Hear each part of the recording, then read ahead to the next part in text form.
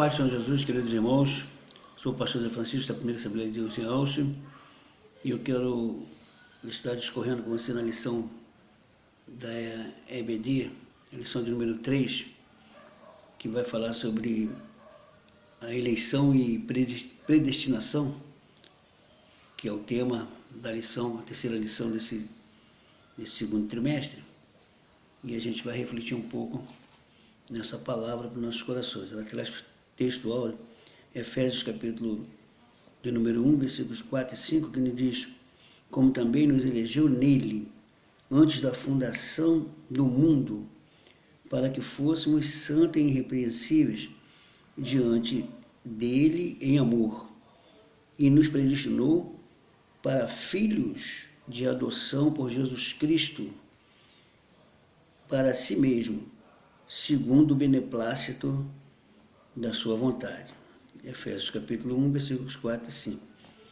A verdade prática nos diz assim: segundo a sua presciência, Deus elegeu e predestinou para a salvação os que criam e perseverariam, os que creriam e perseverariam na fé em Jesus Cristo. Então, a gente vai estar estudando um assunto tão polêmico com relação à predestinação, que muitas pessoas têm uma dificuldade muito grande para entender. A questão da predestinação, em que julgam que Deus faz acepção quando escolhe um para a perdição e outros para a salvação. Na realidade não é isso. A eleição é feita em Cristo. Deus dá ao homem o livre-arbítrio, o direito de escolher. Aí, uma vez recebendo Jesus como seu único e suficiente Salvador, aí essa pessoa passa a ser predestinada a alcançar as bênçãos de Deus, se ela permanecer fiel ao Senhor. Nós vamos ter a leitura bíblica em classe, que se encontra na carta aos Efésios, capítulo 1, versículos 4 a 12. Você pode ler depois com cuidado, mas vamos discorrer aqui na introdução, que diz assim: a eleição e predestinação são termos importantes para a compreensão da doutrina da salvação. Este vocabulário, ligado entre si, elucidam o plano divino de salvar os pecadores. Nesta lição, abordaremos os conceitos bíblicos e interpretação pentecostal referente à eleição e à predestinação. Então, essa é uma interpretação pentecostal. Todo crente pentecostal deve ter consciência dentro daquilo que nós vamos estudarmos agora, acerca da eleição e da predestinação, para que você não fique perturbado e parar até de trabalhar na obra do Senhor, de se dedicar, dizendo que você tiver de ser salvo, vai ser salvo mesmo, já está salvo, então não tem mais nada o que fazer. Mas tem sim, tem muito o que fazer. Tem que temer a Deus, servir, porque só os salvos estão predestinados às bênçãos prometidas pelo Senhor, que alcançaremos em Cristo. Vamos aqui para o primeiro tópico. A lição ela tem 3 objetivos principais. Primeiro é esclarecer a diferença bíblica entre eleição e predestinação. E o segundo objetivo é explicar como ocorreu a eleição divina desde antes da fundação do mundo. E o terceiro objetivo é constatar que a predestinação bíblica retrata as bênçãos concedidas aos eleitos. Então, essas bênçãos A predestinação são bênçãos concedidas aos eleitos. Quem são os eleitos? Aqueles que receberam Cristo como seu único e suficiente Salvador, que exerceram seu livre-arbítrio em Cristo para receber a salvação. Então, o primeiro tópico fala sobre eleitos para uma vida santa e irrepreensível. O que é vida santa e irrepreensível? Santo quer dizer separado. Separado, e irrepreensível quer dizer que não necessita sofrer repreensão, quer dizer, viver uma vida correta, agradando a Deus. A introdução aqui desse tópico diz assim: a dádiva da eleição precede a nossa existência. Antes da fundação do mundo, Deus planejou salvar e capacitar para vida de santidade os que Ele elegeu de antemão.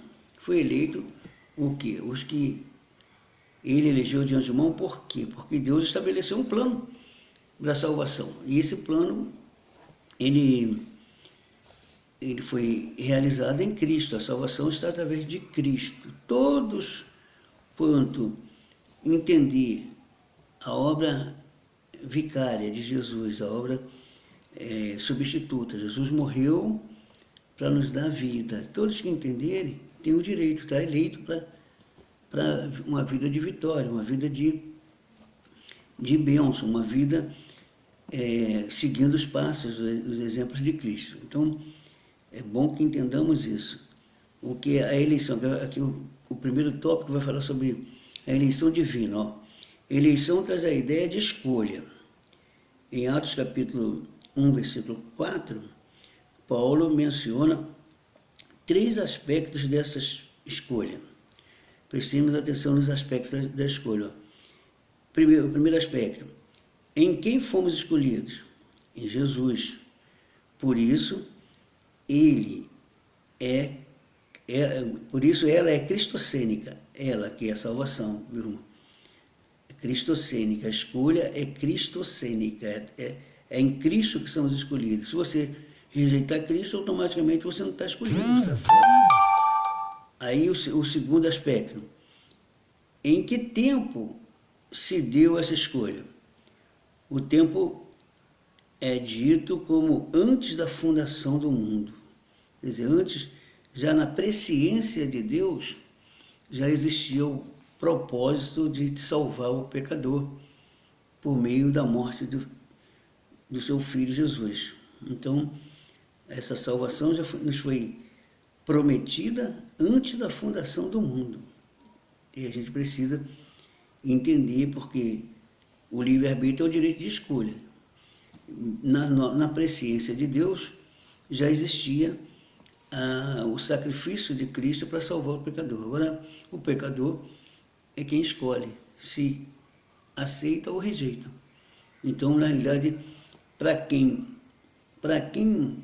escolher, para quem, convencido pelo Espírito Santo, se arrepender de todo o coração, ele é escolhido para fazer parte da família de Deus, escolhido para alcançar a salvação. O terceiro aspecto diz: e qual a finalidade? Qual a finalidade? Para que fôssemos santos e irrepreensíveis. Aí fala de Donald Stamp, que é o editor da Bíblia de Estudo Pentecostal, afirma que a eleição de pessoas ocorre somente em união com Jesus Cristo e que ninguém é eleito sem estar em união com Cristo pela fé. Então ele enfatiza aqui, irmão, sem Cristo não tem jeito. Só através, essa eleição é feita automaticamente, dependendo da sua atitude para com Cristo. Se você rejeitar Cristo, não tem direito. Aceitou Cristo, já está eleito para tomar parte das promessas que a Bíblia revela que seremos co-herdeiros de Cristo, co-herdeiro com Cristo, das bênçãos que o Pai determinou. Então ele diz aqui, ó, nossa declaração de fé assevera que Deus elegeu a igreja desde a eternidade, antes da fundação do mundo, segundo a sua presciência. 1 Pedro capítulo 1, versículo 2.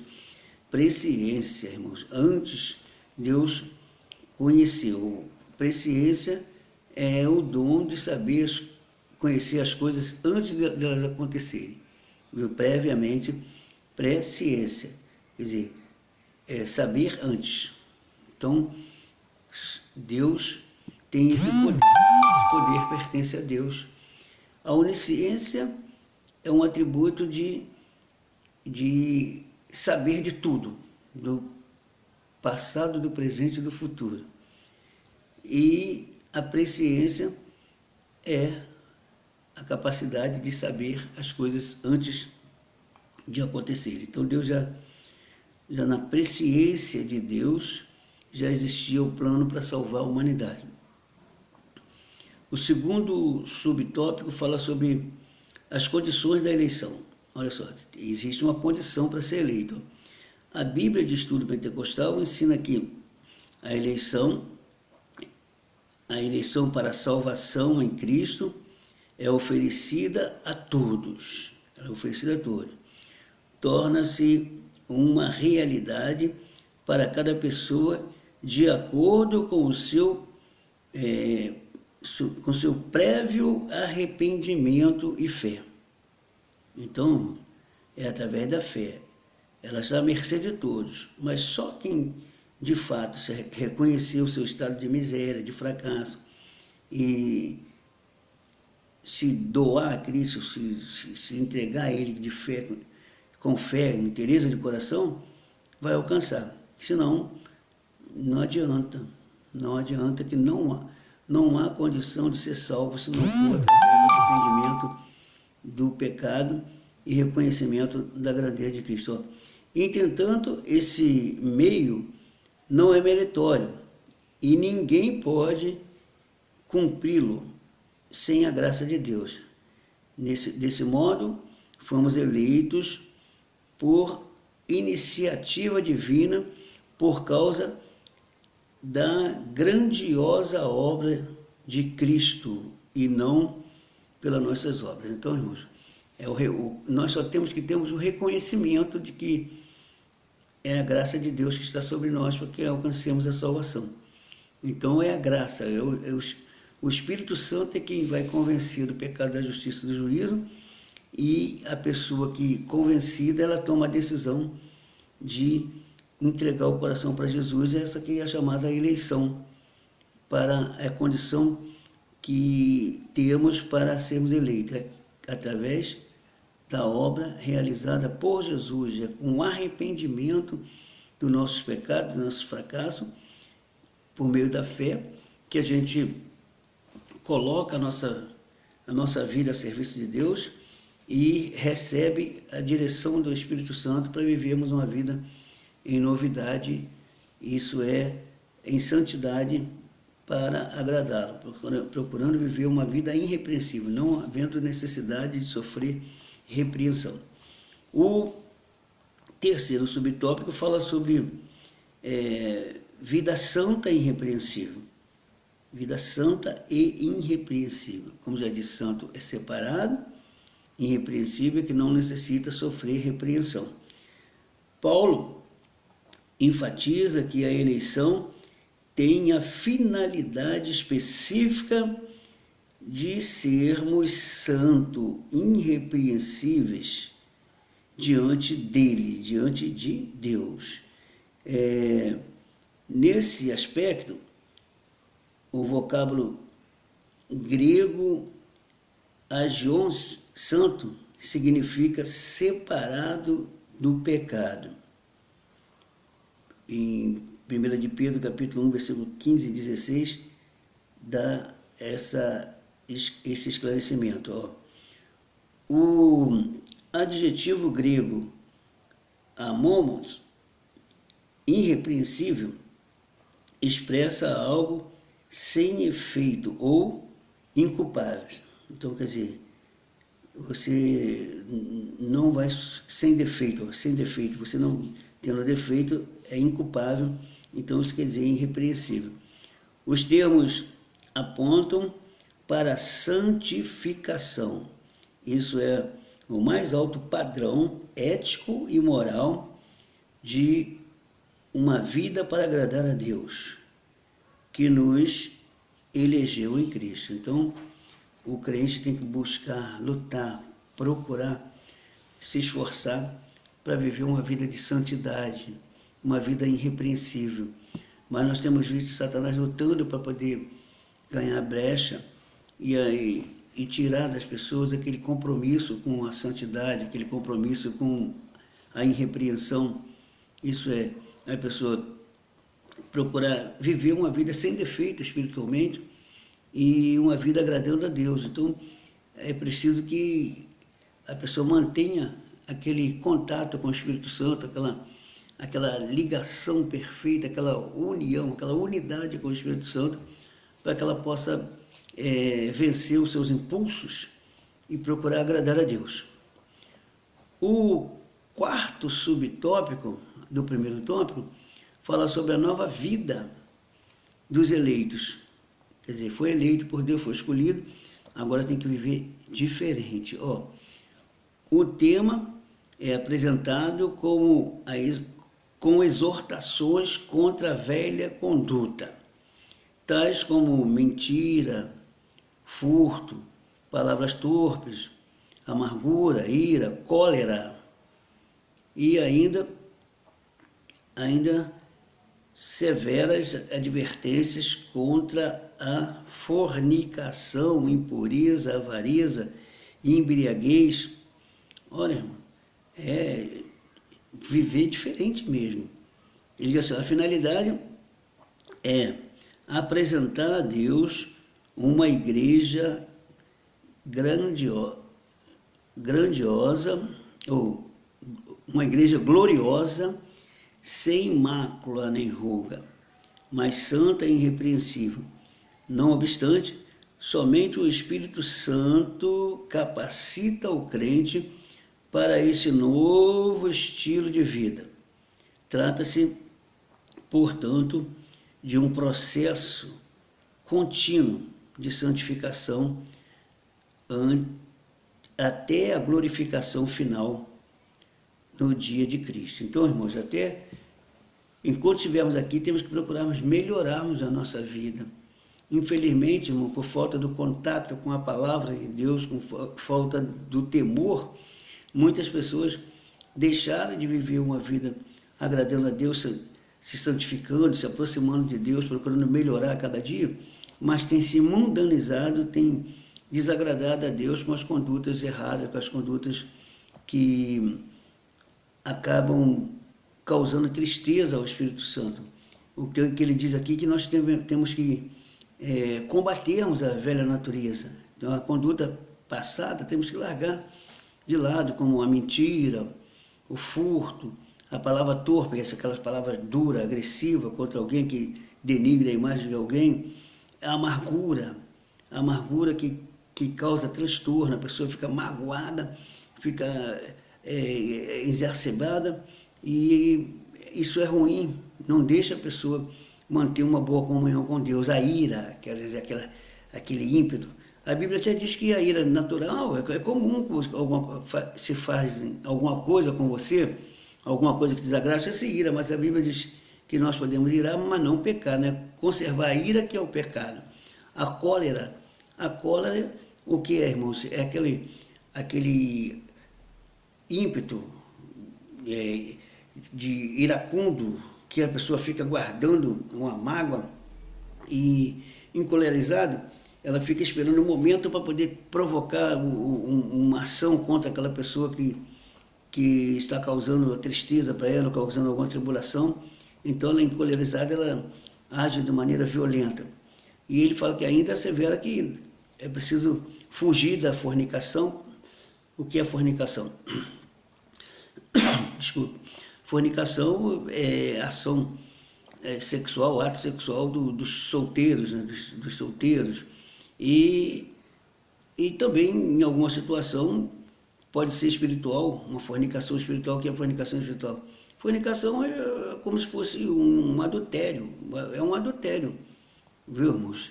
E impureza e avareza. A avareza é aquele mesquinho que pode contribuir, pode ajudar, mas ele simplesmente é aquela pessoa que é agarrada nas coisas materiais e não abre mão de nada, não abençoa ninguém, porque ele só quer segurar para ele. Então é preciso que tenha cuidado com isso. E também a avareza, né? Tem gente que é avarento, só misericórdia. E a embriaguez, sabe, aquela pessoa que xaropa, mesmo crente. Tem muito crente que gosta aí de xaropar, diz que inventaram até cerveja sem álcool, essas coisas todas, que a mulher fica xaropando, porque na realidade ele não quer abrir mão. Então o crente tem que viver uma vida de novidade. Aí alguns vão entender o seguinte: mas fala para não embriagar, mas beber pode, não pode embriagar. Você sabe o que faz você ficar embriagado? É a primeira dose. Então, para que você não se embriague, fuja da primeira dose, corra da primeira dose, porque a primeira dose é que vai fazer embriagar. Se você não tomar a primeira, claro, não vai ter motivo para se embriagar. Então fuja disso. Então é bom que entendamos isso, é viver uma vida de novidade. A nova vida dos eleitos tem que ser diferente, tem que aprender o que ensina lá em Gálatas acerca dos frutos do Espírito, né? O fruto do Espírito, ele é. Aí fala, primeiro fala das obras da carne, no capítulo 5, versículo 16, até o 21, vai estar falando das obras da carne, aí fala no plural, mas ele diz que o fruto do Espírito é um Espírito só, faz você promover várias ações, agir com caráter do Espírito, ter atitudes que glorificam o nome do Senhor, entendeu? Então, tudo ligado ao mesmo Espírito, que é o amor, o gozo, a paz, a bondade, a benignidade, mais o que? Mais a longanimidade, que é de extrema importância, a fidelidade, o domínio próprio, a mansidão e o domínio próprio. Isso a gente precisa trabalhar muito, porque na realidade isso aqui depende do nosso esforço, não é um dom. O dom a gente recebe sem merecer. Dom é um favor de Deus. Agora, o fruto é um compromisso daquele que quer agradar a Deus, que ele precisa se aplicar para poder agradar a Deus. Então, busquemos o amor, busquemos o gozo, quer dizer, que é uma alegria profunda, busquemos a paz. A Bíblia diz que nós devemos buscar a paz. Se possível, quando estivermos em nós, tenhamos paz com todos os homens, viu, irmãos? Ter paz não é comunhão, entendamos isso, irmãos. Você tem que ter paz com todo mundo. Agora, comunhão só com quem realmente está no mesmo propósito que você. Então, esse foi o primeiro tópico da lição. Agora, passando para o segundo tópico, que vai falar sobre predestinado para filho de adoção. Predestinado para filho de adoção. Está aqui uma introdução que diz assim: a palavra predestinar mostra que o destino dos eleitos foi feito na eternidade. Então, foi na eternidade, por isso que é falado predestinar, porque foi tratado antes, pré-destino. Então, a predestinação, o termo grego proorizo, traduzido como predestinar, é formado pelo vocábulo horizon, que significa determinar, e pela preposição pror, que indica algo feito antes. Ou seja, predestinar significa literalmente determinar antes. Então, predestinar que Deus determinou antes que acontecesse. A Bíblia de Estudo Pentecostal esclarece que a predestinação se aplica aos propósitos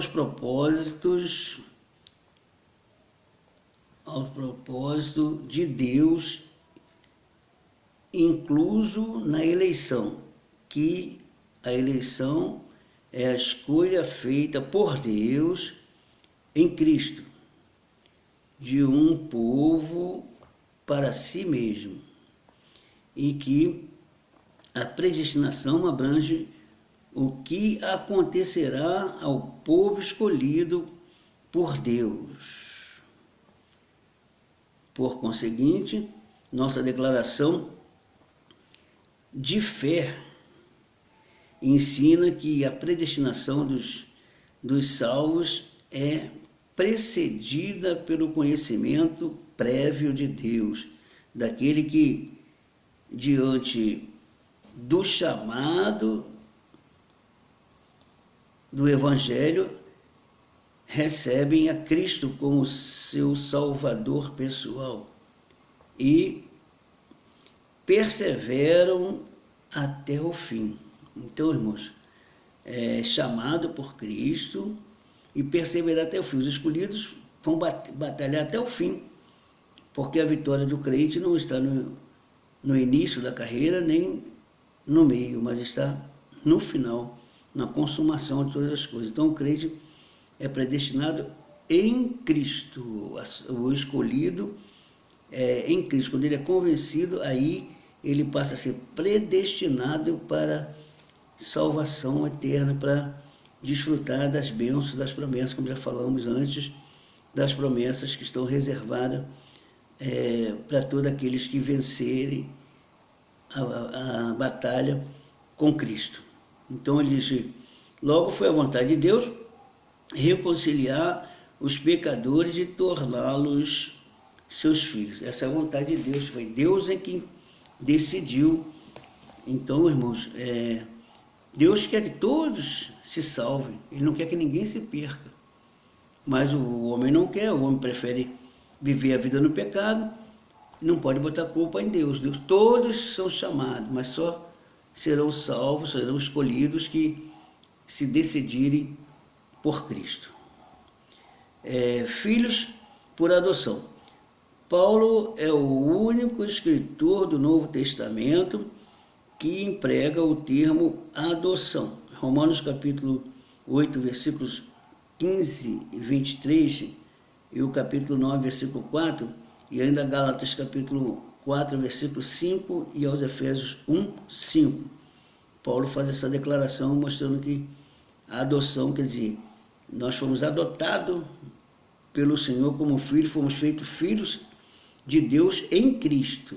Sem Cristo, somos só uma criatura. Mas quando recebemos Cristo como Salvador, nós recebemos o direito de nos tornarmos filhos de Deus.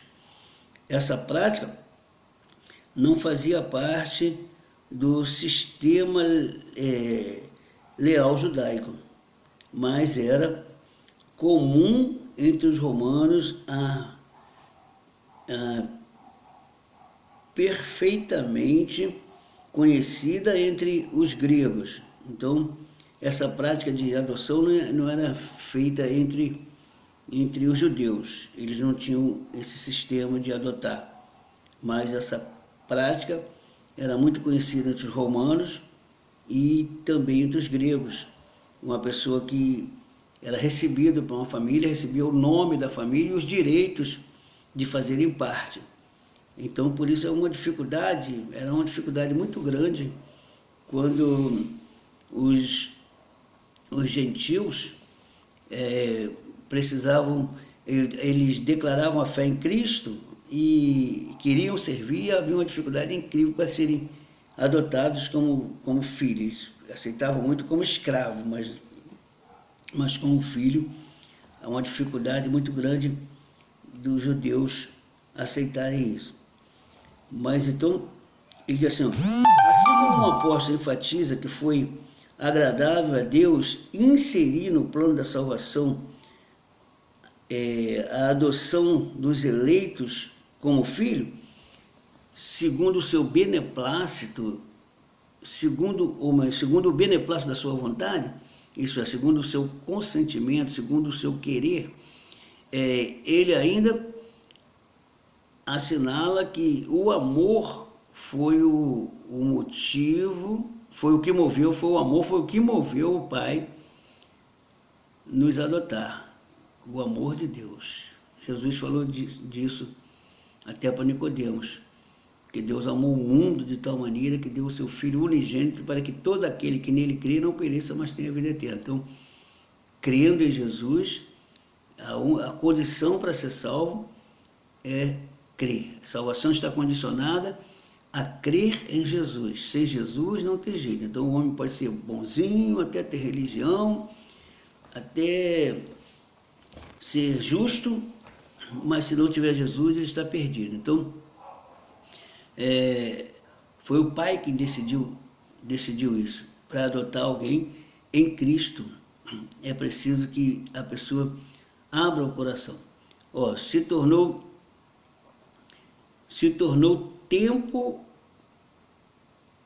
se noutro tempo éramos estranhos e inimigos de Deus, agora estamos reconciliados com Ele em Cristo e somos seus filhos. Perdão mais uma vez. E somos seus filhos. Essa posição nos é imerecida, contudo, aprova o Pai fazê-la assim. Deus quis fazer assim, não é que merecemos, Ele quis fazer, quis nos dar o direito a essa salvação por meio da morte do seu Filho Jesus. Então, aprove a Deus, vontade de Deus nos dá a salvação e o direito de fazer parte da sua família através do seu Filho Jesus. O terceiro subtópico aqui do segundo tópico vai falar sobre os privilégios da adoção. Há um privilégio para quem recebe Jesus, torna-se filho, é um privilégio e grande. Aí ele vai dizer aqui,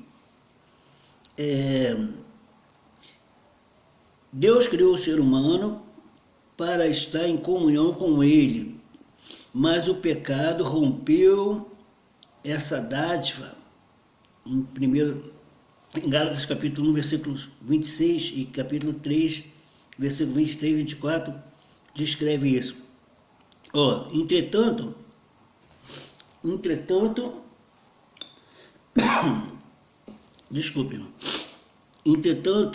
em Cristo, o Pai reconciliou-se com os homens, adotando os escolhidos.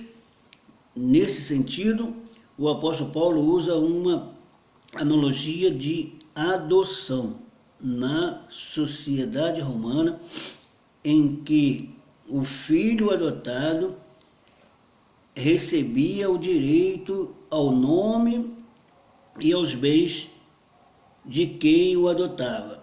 Igualmente, na filiação divina, Deus predestinou as bênçãos de um novo nome,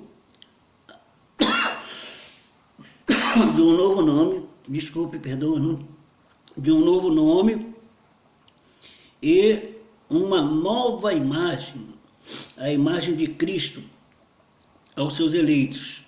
Romanos capítulo 8, versículo 29, Apocalipse capítulo 2, versículo 17. Então, Deus concede a redenção e a remissão dos pecados.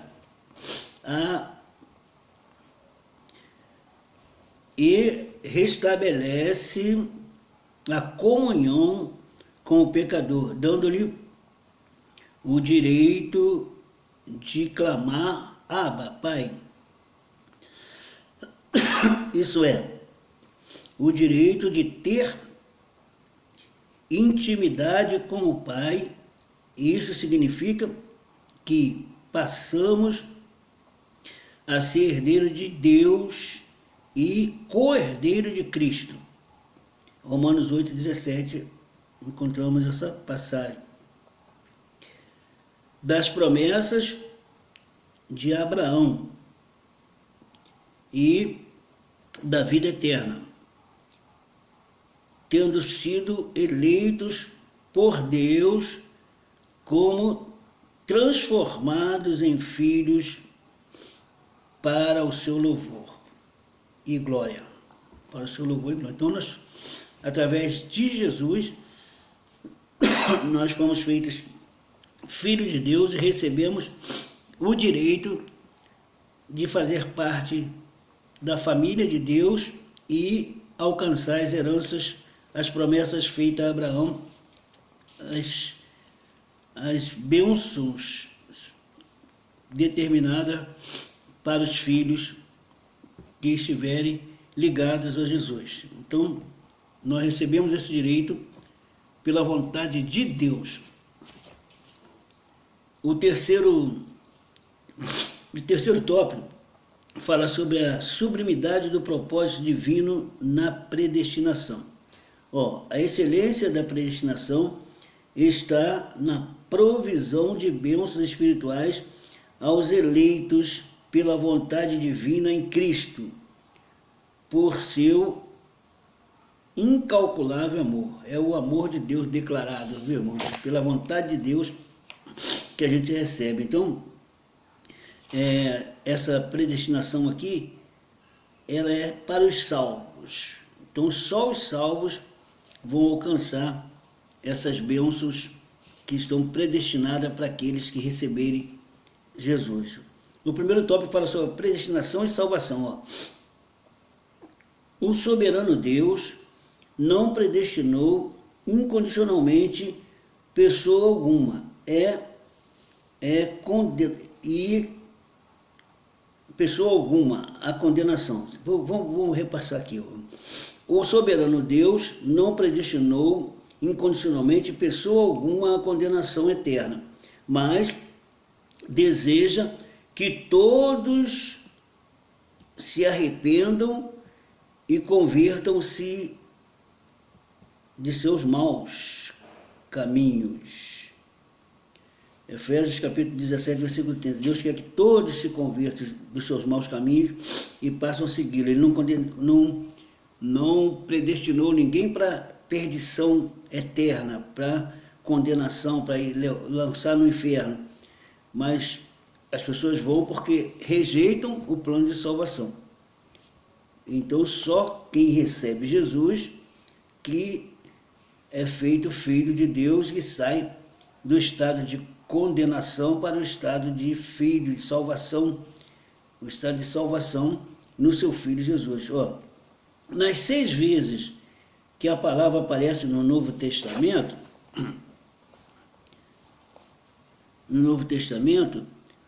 nenhuma delas faz referência à condenação de pecadores. Portanto, não houve uma dupla predestinação de Deus, que Deus decretou. Não houve uma dupla predestinação em que Deus decretou e escolheu que uns vão para os céus e outros para o inferno. Nossa declaração de fé assevera que a predestinação bíblica diz respeito apenas à salvação, sendo condicionada ao arrependimento e à fé em Cristo Jesus, segundo a presciência divina. Então, Deus não predestinou essa predestinação na escolha aqui. Deus predestinou aqueles que receberem Jesus, estão predestinados à bênção eterna prometida a Abraão. E quem rejeitar, automaticamente não terá esse direito. mas a escolha é feita pela pessoa, porque Deus predestinou a bênção para quem se arrependesse e passasse a viver em novidade de vida com Cristo. Então, não há duas predestinação. Deus predestinou uns para a salvação e outros para a perdição. Não, Deus predestinou a bênção para quem se fizer filho através da obra realizada por Jesus na cruz. A predestinação e o amor. Antes de Deus criar qualquer coisa, o seu plano de redimir a humanidade é de definir o destino dos crentes. Estava estabelecido, por conseguinte, a Bíblia mostra que a redenção divina não foi uma medida de emergência. Ao contrário, era o plano imutável do amor de Deus desde sempre. Então, para que entendamos, irmãos, a salvação não veio assim pelo mero acaso, assim, Deus, um segundo plano, não. Antes da fundação do mundo, antes que Deus criasse até o Adão e a Eva, Deus já havia criado um plano para a salvação, na sua presciência. Ele sabia que Adão falharia, isso ele sabia, mas ele deu a Adão o direito de escolher, o direito de escolher obedecer para a vida eterna, isso é, até no físico o homem viveria eternamente, mas por causa do pecado, aí Deus disse que o dia que ele comesse daquele fruto que Deus havia determinado lá, para que não comesse, ele morreria, certamente morreria.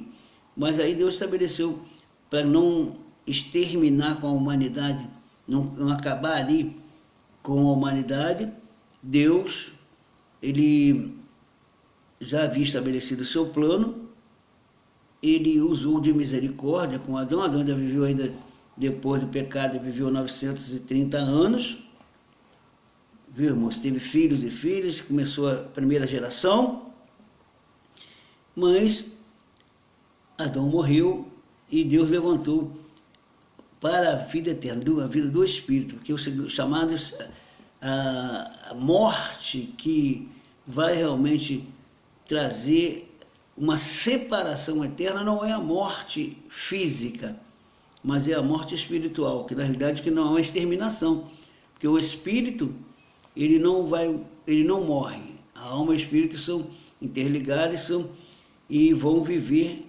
eternamente com Deus ou lançado fora da presença de Deus. Mas para que o homem tenha direito de morar eternamente com Deus, ele precisa do segundo Adão, Jesus.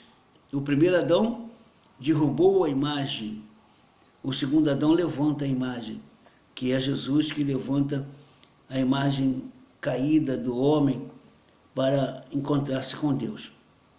Então ele diz aqui, irmão, aqui consiste a sublimidade dos propósitos eternos em prover a salvação, o amor de Deus, que Jesus falou com Nicodemos.